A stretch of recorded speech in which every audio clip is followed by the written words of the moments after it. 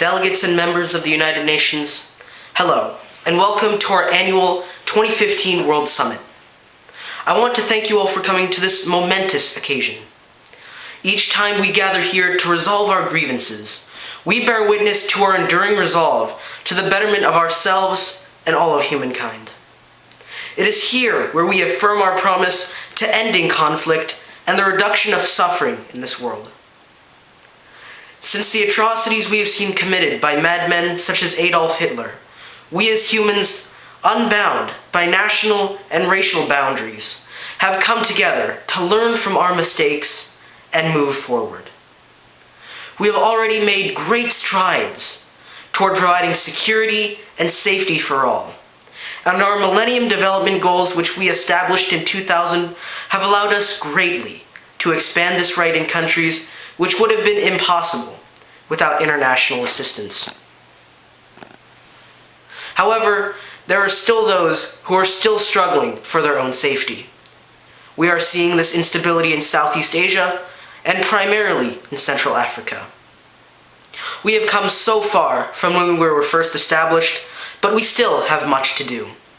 The goal for the 2015 summit will be to address the issues currently in the Central African Republic and vote on a plan of implementation to address these problems. The turmoil the country currently faces has its roots in the country's history.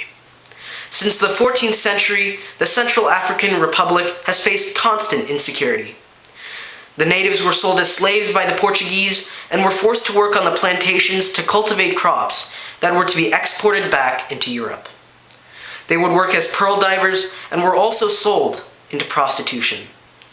For 5 more centuries, the native people would continue to be exploited and oppressed as servants and laborers. It would be until August 13th, 1960, that the Central African people would gain their independence. But the country's violent past would not escape from them. A dictatorship formed by General Jean Bedel Bokassa would take over the country and rule with an iron fist. To consolidate his own power, General Bokassa would massacre citizens as a message to any who would rebel against him. Society and daily life in the Central African Republic drastically degenerated for the worse, and security became non-existent within the country's borders. In response, rebel groups formed and would continue to haunt the democratic government long after the dictatorship was overthrown. The Seleka are a recently formed rebel terrorist group that have been responsible for the constant infighting occurring within the Central African Republic. And because of the instability, weapons in the Central African Republic are easy to come by. It is not difficult for any civilian to get military-grade hardware and threaten the government and continue the fighting. Both the government and the rebels fight to gain footholds against one another, with the civilians being caught between the crossfire.